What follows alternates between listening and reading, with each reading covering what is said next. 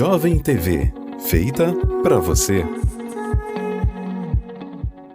Olá, meu queridão, olá, bonitinha. Aqui é o Ronaldo Macedo e eu te convido para conhecer a Bela Demais Web Rádio. Baixe o nosso aplicativo aí no Play Store do seu celular. Nós temos a melhor avaliação entre todas as rádios da região dos Lagos. Bela Demais Web Rádio. Aqui você ouve música boa, tem muita alegria e, é claro, muita interatividade. Bela Demais Web Rádio, o rádio em evolução, uma rádio para você chamar de sua. Bela demais, bela demais, bela demais, Web Rádio.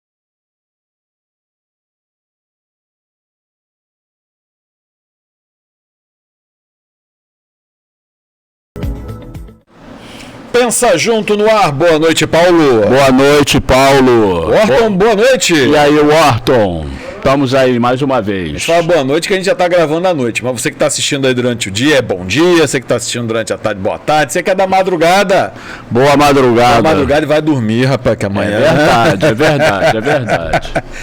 Paulo, hoje o tema é 2013. 10 anos se passaram desde as chamadas Jornadas de Junho. E se o público está esperando que a gente vai fazer a mesma análise que a gente está vendo aí nas redes, nos jornais... É verdade. Não vai rolar assim, não. Verdade, hoje é diferente. Vamos recuperar a essência daquilo que foi 2013. E do que se perdeu, né, Paulo? Pois é. É assim, eu acho que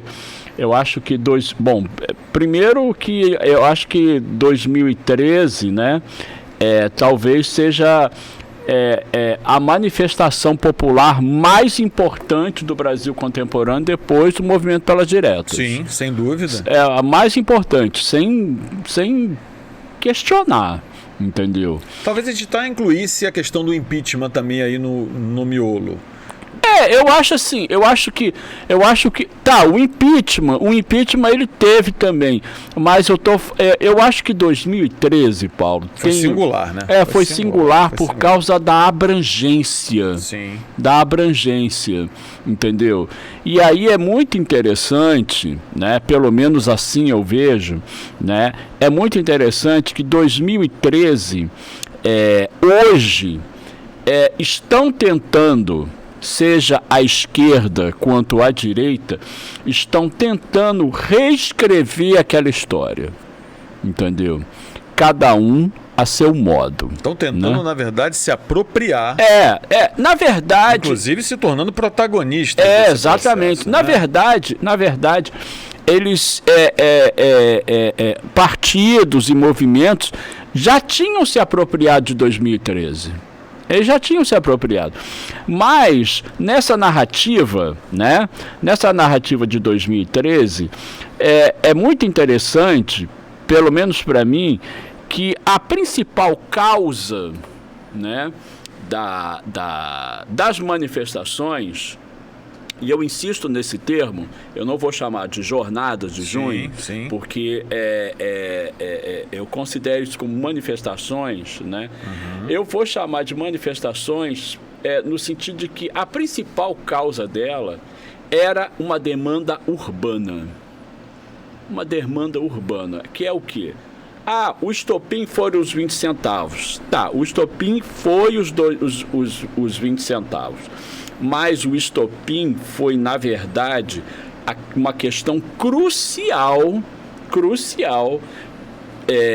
que afeta a vida de todo mundo, né, que mora em cidades no Brasil. Assim, ô Paulo, o Brasil hoje é um país em que 80% da população mora em cidades. É um país urbano.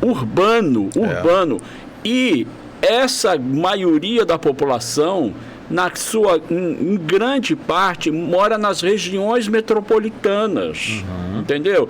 É o Grande Rio, é a Grande São Paulo, Grande Belo Horizonte, Grande Porto Alegre, Salvador e assim por diante. Então, as regiões metropolitanas hoje, elas encarnam a maior parte dos problemas que a maior parte da população sofre, entendeu? Mobilidade urbana, desemprego, pobreza, violência, entendeu? Então, todos esses problemas, na verdade, são problemas urbanos. Verdade, né? Sim. E aí, o que aconteceu? 2013 tocou, né? As manifestações de 2013 tocaram na questão do seguinte: como é que você vai fazer, como é que você vai resolver o problema da mobilidade? Ou seja, a população chegou e falou assim, olha só, falou para o governo, olha só, eu quero morar numa cidade aonde eu não tenho que passar 2 horas dentro de um ônibus para ir, para voltar para o meu trabalho, para minha casa. Eu quero que vocês resolvam isso, entendeu? Eu não quero acordar 4 horas da manhã, como no caso da maior parte da população que mora na Baixada Fluminense do Rio de Janeiro, para estar 7 horas da manhã no centro da cidade ou na Zona Sul. Exato. E depois fazer o mesmo caminho de volta, entendeu? Eu estou dizendo isso porque eu fiz isso no Rio de Janeiro durante anos, Paulo. Entendeu? Assim, o problema da mobilidade urbana para grande parte da população do Rio de Janeiro, né, é assim, ele faz tão parte da vida do trabalhador que ele naturalizou isso. Sem dúvida. Entendeu? Sem que dúvida. Ele naturalizou isso. Ele, assim, eu me lembro que quando eu trabalhava no centro da cidade, uma das coisas que eu mais gostava de fazer é observar o comportamento das pessoas no ônibus e nos trens. Entendeu? E aí, cara, os caras começavam a fazer o seguinte. Eu não sei se você pegou isso lá no Rio, mas assim, os caras começaram a se adaptar àquela condição, porque não tem como você, assim, não tinha como, ou você deixava de trabalhar, ou, né? Então, o que as pessoas começaram a fazer? Elas começaram a se adaptar àquilo. Então, o cara sabia, Paulo, que ele ia ficar, cara, isso nos anos 90. Assim, o cara sabia que ele ia ficar 2 horas dentro de um ônibus, encalacrado num engarrafamento da Avenida Brasil. Então os caras começavam a fazer o quê? Eles levavam coisa para tocar pagode, fazia festa de aniversário. Que rapidamente a imprensa se apropriou como se fosse algo pitoresco. Como pitoresco, você está entendendo? Mas isso é reação, né? É a adaptação das pessoas, entendeu? Aí chegou uma hora, isso lá pelos anos 2010, que esses caras começaram a ver assim, olha só, isso não vai acabar, não? Tudo bem, agora nós temos um governo que é popular, um governo de esquerda, um governo que está aumentando o salário mínimo. Era o primeiro governo da Dilma. Era o primeiro governo na verdade, 2013 já era... Era o primeiro. Então, o pessoal viu, né?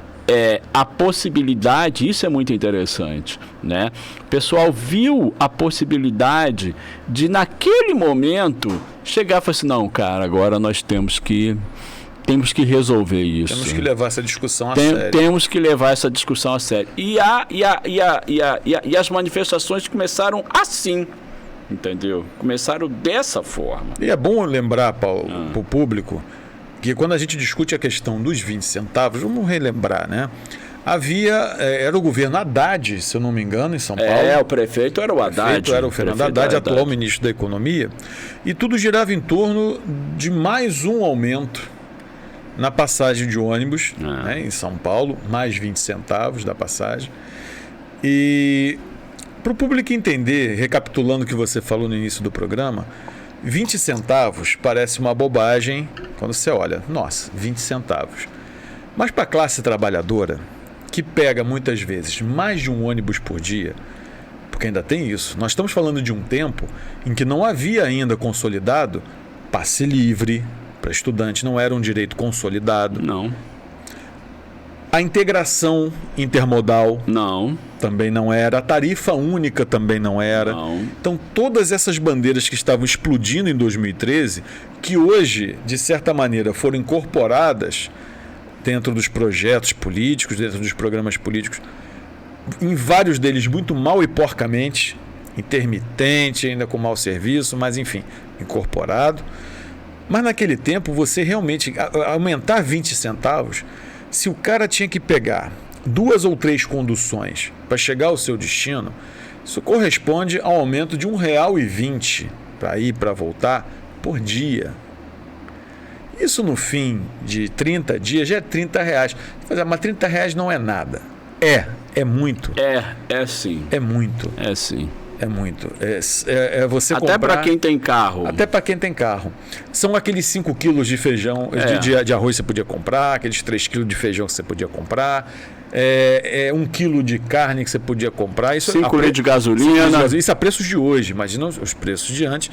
Então faz diferença na vida da população. Faz, sim. Sem contar a questão dos estudantes que viam o seu direito à mobilidade. E aí a gente faz novamente uma ampliação dessa análise para incluir não apenas os estudantes, mas a classe trabalhadora, que depende, aliás, e todos nós dependemos da mobilidade, é porque existe também uma espécie de separação. Quem tem carro...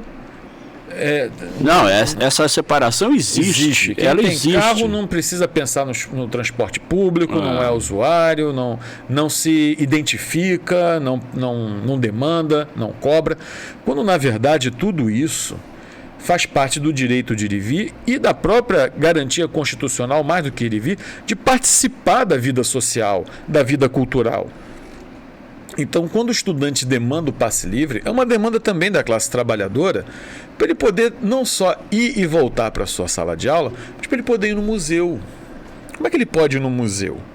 Onde é que ele pode ir num cinema? Onde é que ele pode ir numa livraria? A gente acaba chegando em certos absurdos. Por exemplo, hoje numa cidade como a nossa, se você botar na ponta do lápis, pegando 1 ou 2 ônibus para ir ou voltar todo dia, sai mais barato você colocar meio tanque de gasolina por semana, que é o que equivale. Então, a questão da tarifa e a questão da mobilidade, ela tem uma série de impactos. Com certeza. Na vida cultural, na vida social, no ambiente. Com certeza.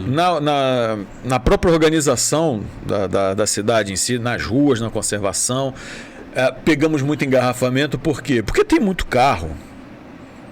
Não é porque tem muito ônibus, é porque está faltando realmente transportes mais eficientes. E a gente poderia, sim, até ter um carro na garagem, mas utilizar o transporte público. É verdade.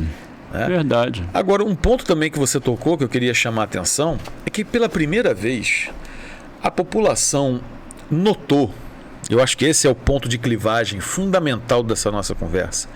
A população notou que, peraí, eu estou aqui analisando, eu estou aqui cobrando a questão dos 20 centavos, a questão da mobilidade. Eu comecei a perceber que o transporte público é caro, eu pago muita tarifa, pego muitos ônibus, muitos trens, pego muito metrô. O transporte não conversa entre si, tem que fazer muita baldeação, estou gastando tempo, estou gastando vida. Mas ele começou a perceber que o problema do transporte também era o mesmo problema da saúde, Paulo. Com certeza. Ele começou a ver que para conseguir marcar uma consulta, ele tinha que dormir na madrugada na fila do posto de saúde para pegar a senha e para poder marcar o médico. Com certeza. Que atenderia ele daqui a 3 meses. Com certeza. Então, caso ele sobrevivesse, daqui a 3 meses ele teria a sua chance. Depois faria os seus exames e daqui talvez a mais 4 meses, 6 meses voltaria para tentar dar Isso. Percebeu que na educação, para garantir também a vaga do filho dele, na creche... Ele também tinha que dormir. Ele tinha que dormir na porta para garantir a vaga. Da creche, para garantir a vaga.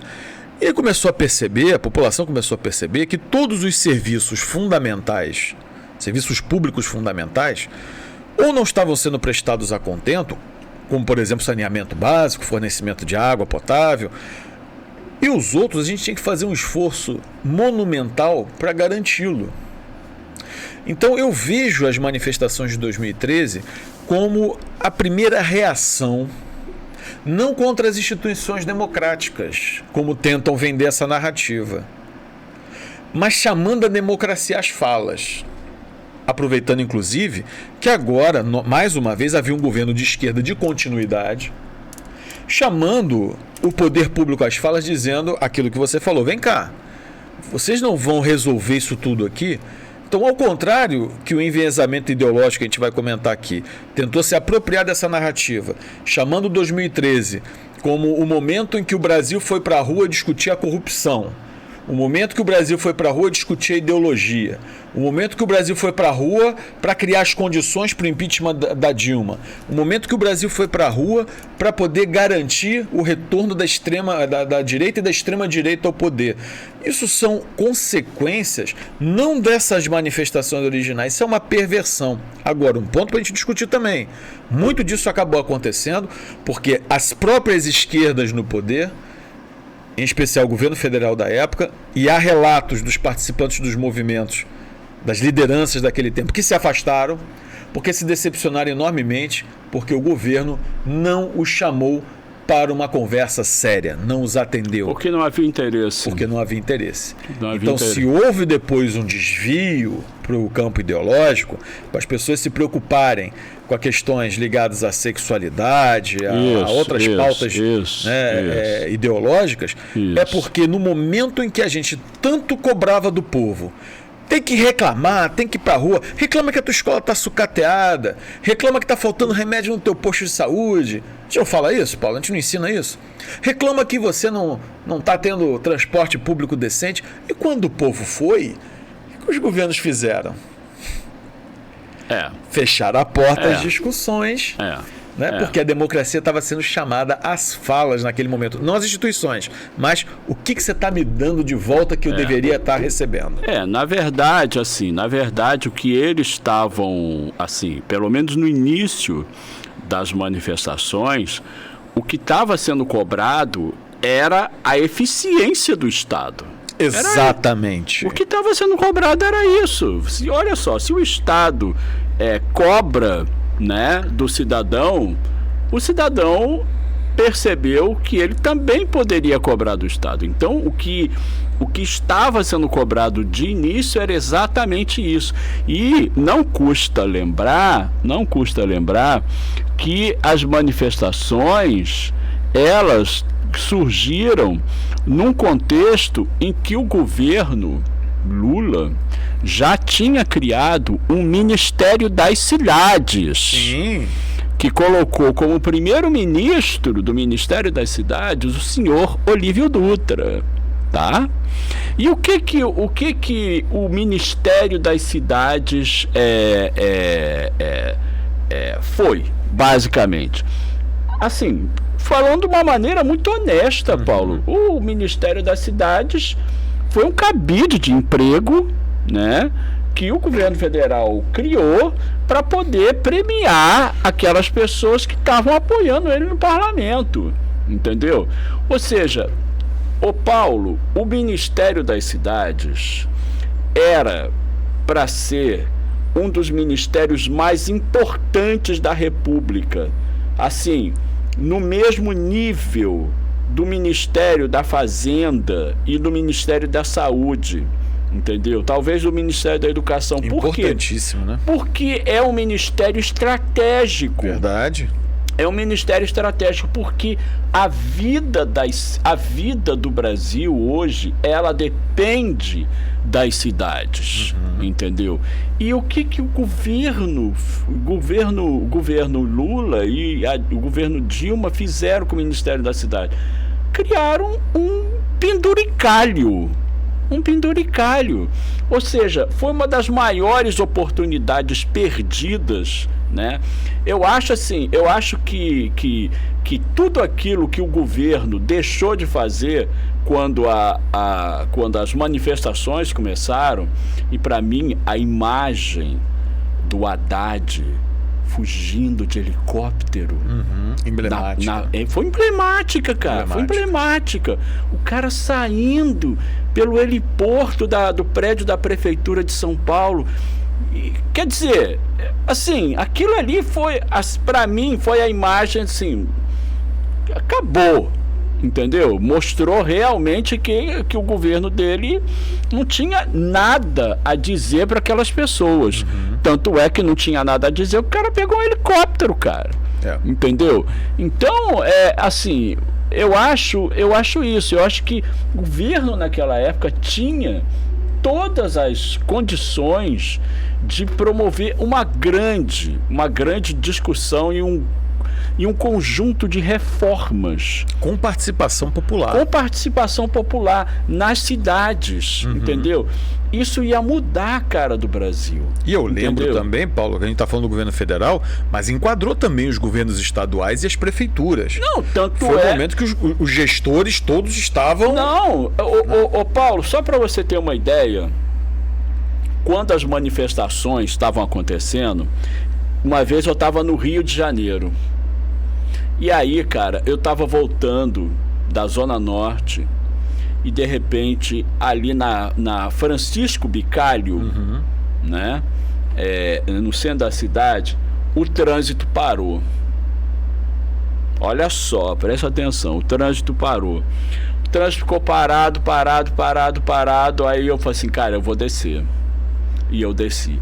E aí, Paulo, eu fui andando, né, a pé até o Estácio. Quando eu cheguei no Estácio, eu vi a rua tomada de gente, o povo gritando e assim, e eles já se enfrentando com o batalhão de choque da PM. Aí eu fui em direção ali, fui pelo Estácio, foi ali por dentro do Estácio. Paulo, muita gente na rua, cara. Mas muita gente. E eu em direção ao centro da cidade, falei assim, não, cara, eu vou pra Praça 15 e vou pegar a barca. E na contramão tava vindo aquele mar de gente. Chegou na Presidente Vargas, Paulo, um tumulto, os PMs entrando em choque com os manifestantes, cara, um negócio muito louco. Aí quando eu cheguei na Praça 15, Paulo, eu não vou me esquecer disso nunca mais, cara. Eu vi o povo invadindo a Alerj e tocando fogo. Eu lembro dessa imagem. Eu lembro disso. Eu estava lá, a 100 metros, e eu vi o pessoal entrando na Alerj, tocando fogo. E eu entrei ali na Estação das Barcas, entendeu? Você sabia, Paulo, que a barca, ela não queria nem atracar na Praça 15, ela ficou rodando na Praça 15, na Baía de Guanabara. Ela ficou rodando. Ela não queria, a barca não queria. Cara, o que isso significa, cara? Assim, as pessoas realmente perceberam assim,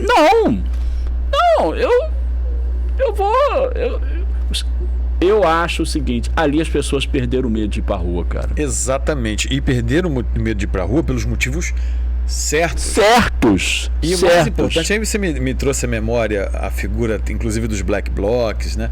Quando também estenderam a sua consciência de que estão faltando serviços públicos adequados, começaram a perceber também que, peraí, tem também um outro elemento. Os bancos também me exploram demais. O que eu pago de tarifa, o que eu pago de cheque especial, o que eu pago... Então, o grau de insatisfação foi tomando a forma de uma consciência crítica em escala.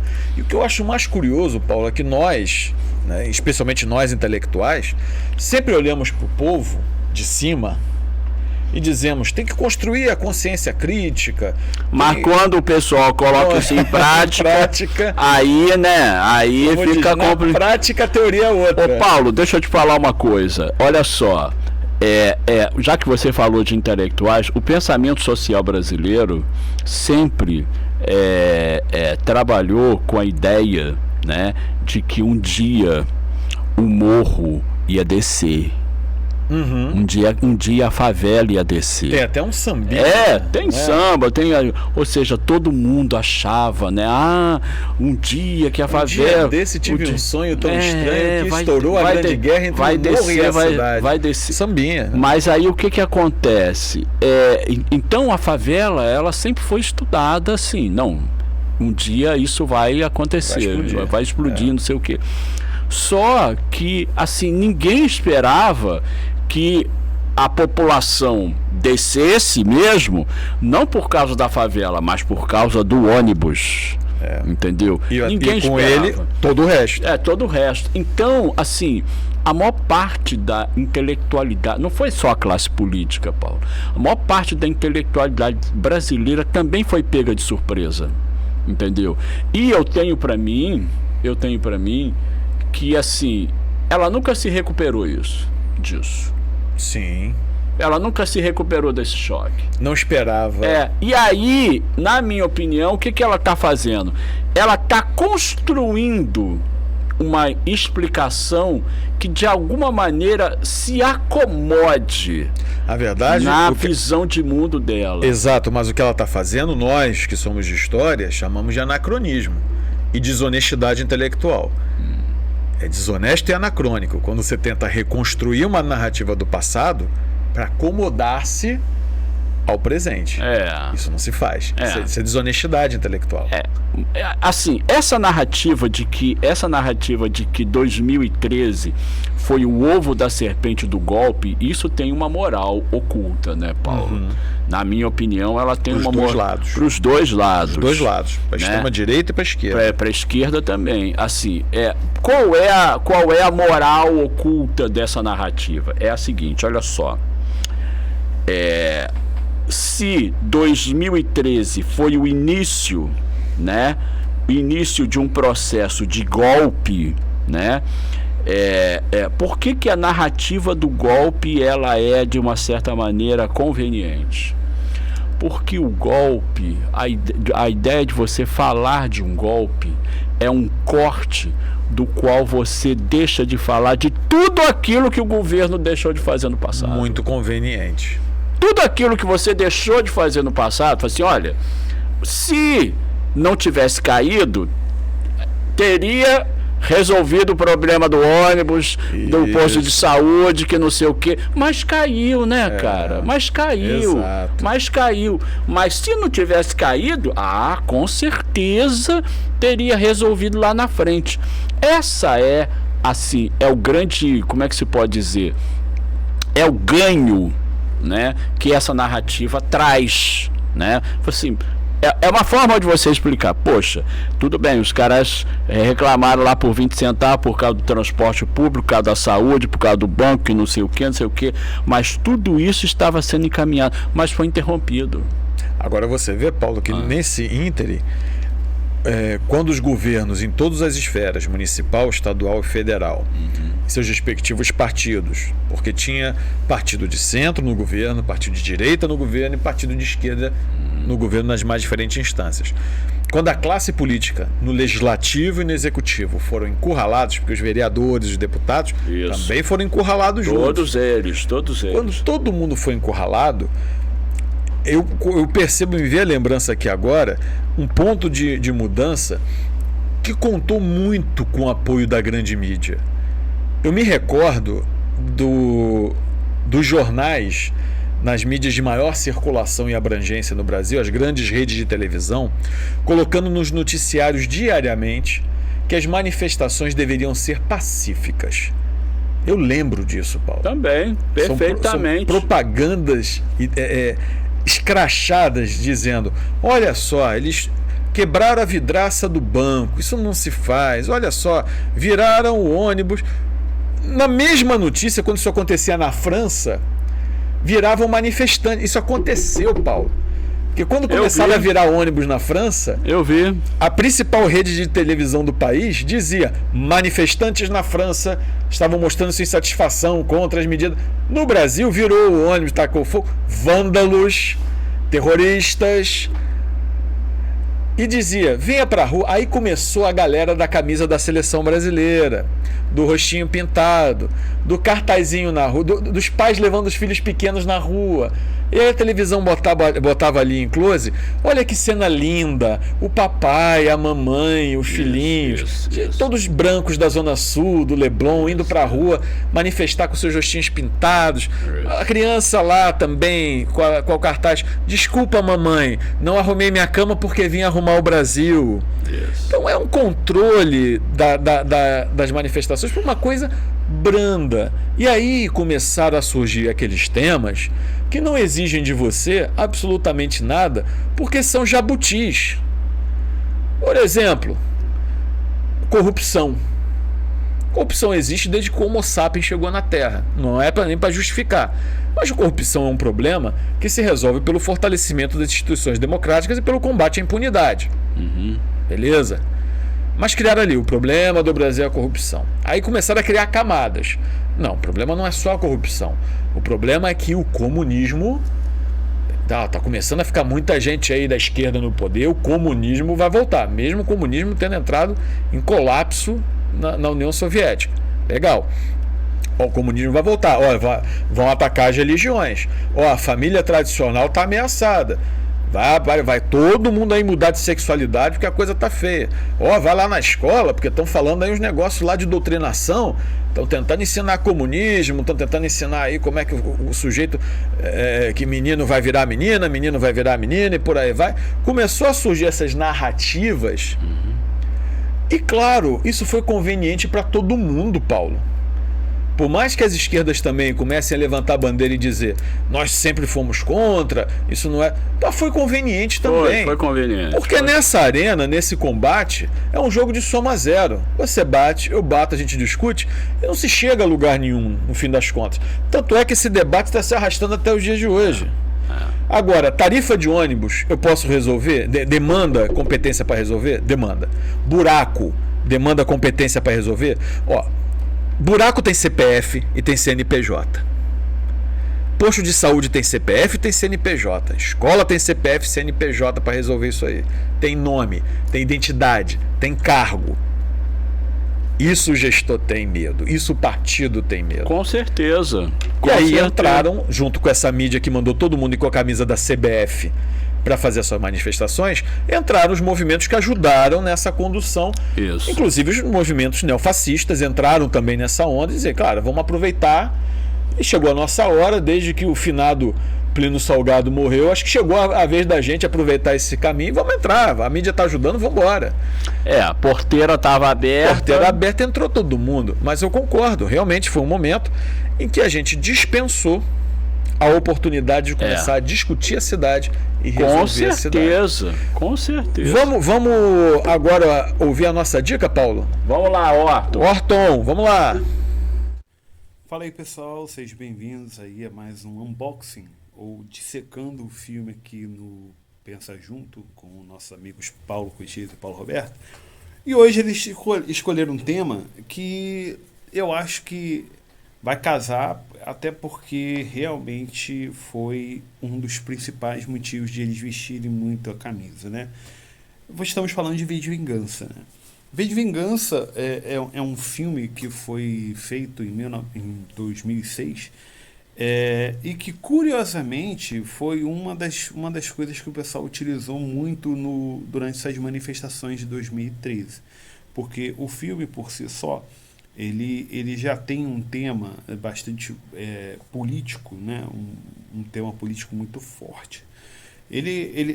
Vamos falar um pouquinho do filme, né? O filme ele foi baseado nos quadrinhos do Alan Moore, né? Responsável por outros quadrinhos assim da década de 80, que o clássico é o Watchmen. Depois ele fez o do Inferno e fez esse V de Vingança, que é uma crítica, né, ao governo. Se você tentar analisar um pouquinho depois, as pegadas do Alan Moore com os quadrinhos, né, relacionado ao tema político são extremamente fortes. Mas voltando ao filme. O filme ele conta a história de V, um cara que vive no Reino Unido em 2020, se eu não me engano, e que hoje é a principal potência, porque os Estados Unidos não é mais uma superpotência como hoje, né, como muita gente vê. E por si só, ele é dominado por um governo totalmente fascista, né, um ditador fascista que dominou todas as áreas políticas, né, e fazendo com que gay, né, no caso homossexuais, né, no caso pessoas não tenham os seus direitos por si só. E ele acaba se encontrando com uma garota chamada Eve que quase sofreu um estupro pelos policiais, justamente por ela se expressar, né? Então, ele usa uma máscara de Guy Fawkes, né? Que é um inglês que ele foi, se eu não me engano, responsável pela conspiração da pólvora, Revolução da Pólvora, se não me engano, e que ele utiliza isso como uma forma de anarquismo, que é para poder mostrar para as pessoas que elas têm que serem totalmente anarquistas para poder conseguir contornar toda a questão do governo. Se é o povo, né, e por aí vai. E esse é o enredo do filme, porque o filme por si só ele é uma vingança que esse V ele quer procurar por eles, como que se diz, por ele ter sido totalmente deformado, ele foi massacrado pelo governo, justamente por esse governo fascista que hoje existe. E com isso ele realmente quer enfrentar e quer ter essa vingança, né? O símbolo que ele usa, né, no caso, se você vê, tem umas analogias muito fortes no filme, né? Porque o filme ele foi escrito pelas irmãs Wachowski, que eram irmãos Wachowski. Eles foram responsáveis pelo Matrix, né, pela trilogia Matrix. E lá eles começam a colocar essas questões de filosofia, porque eles são adeptos a filosofias e a questão política, que são temas muito fortes, né? Diferentemente do Matrix, que fala um pouco sobre a questão da realidade e da questão da informática, misturado à ciência política, o V de Vingança ele volta mais para o tema político. E ele simplesmente ele mostra que o povo, se ele realmente quer ter a sua vez, tem que ir para as ruas e fazer a arruaça, né? Não é à toa que ele diz uma frase no filme que fala que o governo não deveria temer o povo não deveria temer o seu governo, mas sim o governo deveria temer o seu povo, porque se uma vez eles forem para a rua, eles podem, uma massa maior contra algumas pessoas que estão ali dentro do parlamento e por aí vai. E que foi o que aconteceu, né, em 2013. Você vê que as pessoas não foram para as ruas por causa de uma questão de passagem de, se não me engano, 25 centavos ou 40 centavos, que eu não estou me lembrando agora. Mas sim, eles juntaram todas as coisas que o governo já estava fazendo e foram para a rua. E foram se manifestar, e foram querer seus direitos, né? Porque eles já estavam cansados. E pouco custa hoje acontecer isso de novo, né? Já no filme, eles tiveram muito cuidado para poder a questão anarquista fosse muito exposta. E que não fugiu tanto, porque a sombra do anarquismo ainda continua no filme. Você percebe isso, que é uma vertente forte. Eles tiveram esse cuidado para poder modificar para alguns pontos do roteiro, para poder trazer para uma realidade mais de 2006, naquela época. E que, na verdade, não foi tanto assim, porque 7 anos depois já teve essa revolução e eles utilizaram esse símbolo, né, que foi do V, que é o V de Vingança. Um detalhe, o V de Vingança, na verdade, ele é uma simbologia, porque se você for ver, o V, ele na verdade é um 5, E se você vê, o 5 ele representa o que seria o 5 de novembro, que foi o dia que Guy Fawkes ele marcou para poder explodir o parlamento e constituir, sei lá, uma nova fase na questão política no Reino Unido, né? Então ele utilizou isso, e o Guy Fawkes ele faz isso. Mas se você pega o 5, né, que é no caso que seria o V, e você inverte, já dá uma questão do anarquismo. Só que não é tão mostrado corriqueiramente no filme. Mas se você ler a HQ, você vai ver que está presente lá a questão desses símbolos. E sem contar que na verdade o Alan Moore ele queria expor, né, o fascismo, né, nessa HQ. E que ele realmente, assim, porque o Alan Moore ele não gosta de ver as adaptações de quadrinhos, né, que vão para o cinema. Ele mesmo afirma, porque ele se decepcionou muito com o Watchmen e se decepcionou muito com Do Inferno.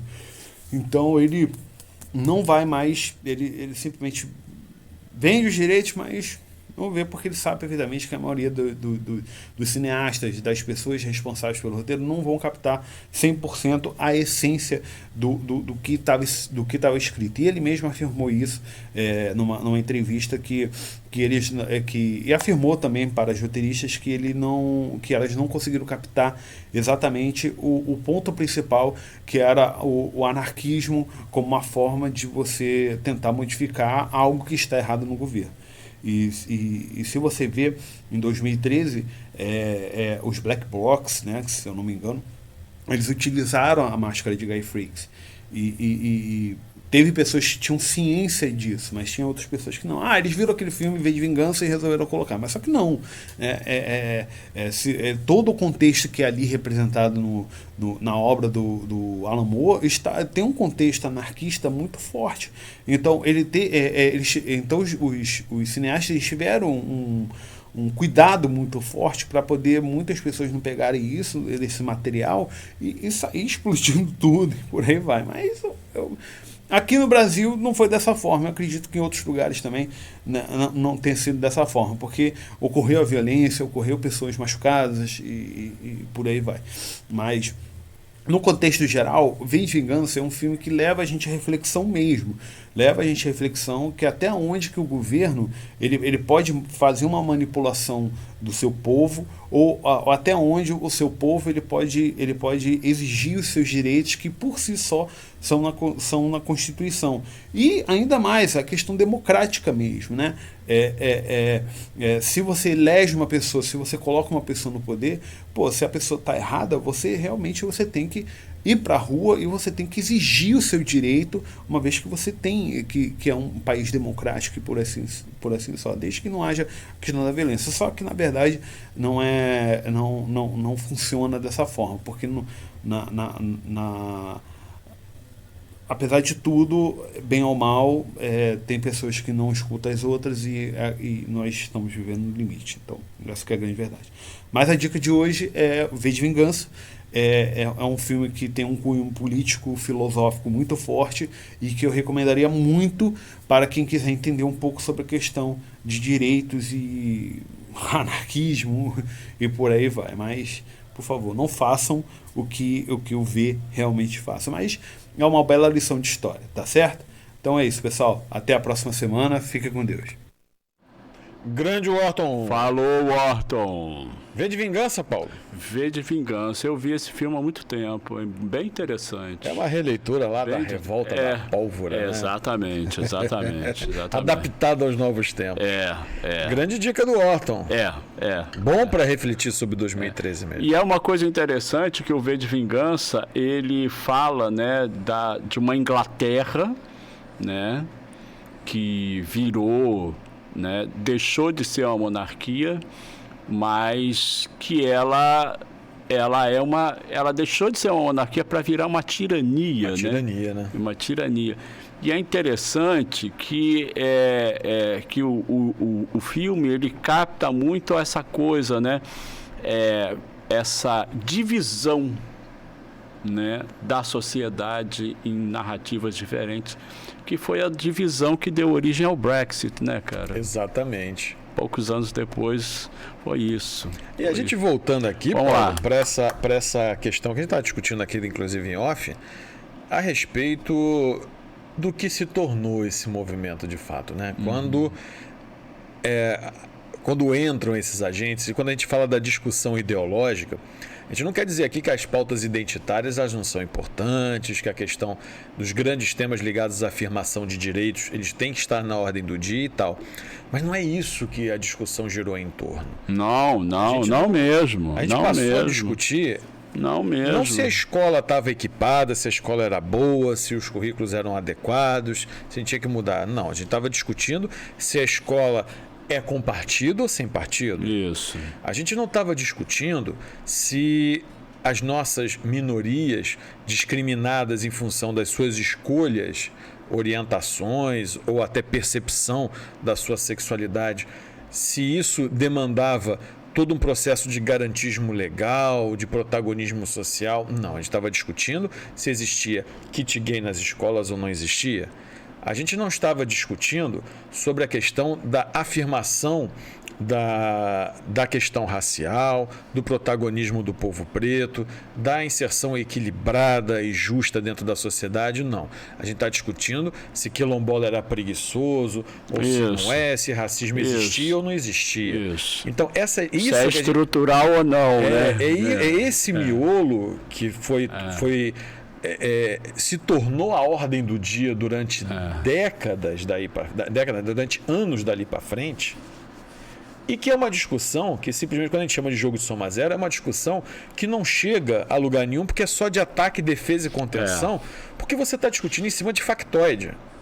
Você discutir em cima de um kit que não existe, ou de uma escola partidária que não existe, ou discutir em cima de pautas que são criadas, se o comunismo vai voltar ou não vai no Brasil. E se comunista pode ou não usar iPhone? Perfeito. Enquanto a gente fica discutindo se comunista gosta de fome, se pode ou não usar iPhone, é a mesma coisa que eu discuti com você, Paulo. Por que esse copo aqui de plástico, ele não é de ferro? Entendeu? Você está discutindo sobre nada, sobre factoides. E aí isso tornou-se um problema muito maior, porque esses factoides se tornaram fake news, muito mais elaboradas, e a gente já discutiu isso aqui num programa.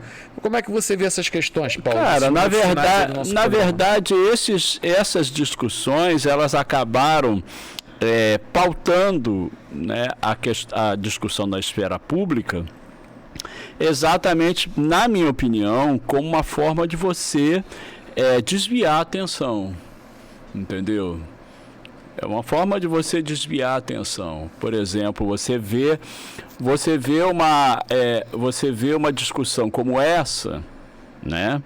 Você vê uma discussão como essa, se, por exemplo, uma pessoa de esquerda vai usar ou não iPhone, quando na verdade, né, as discussões mais sérias do ponto de vista urbano, elas não foram mudadas, né? Ou seja, as pessoas em 2013 foram para a rua por causa de 20 centavos, por causa da mobilidade, e hoje os mesmos problemas de mobilidade continuam. Exatamente. Entendeu? E todos os outros também.